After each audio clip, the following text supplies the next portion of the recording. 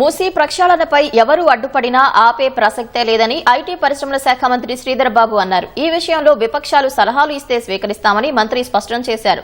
రాష్ట్ర అభివృద్ధికి ఎవరైనా అడ్డుపడేలా చేస్తే వారిని ఎదుర్కొని ముందుకెళ్తామన్నారు.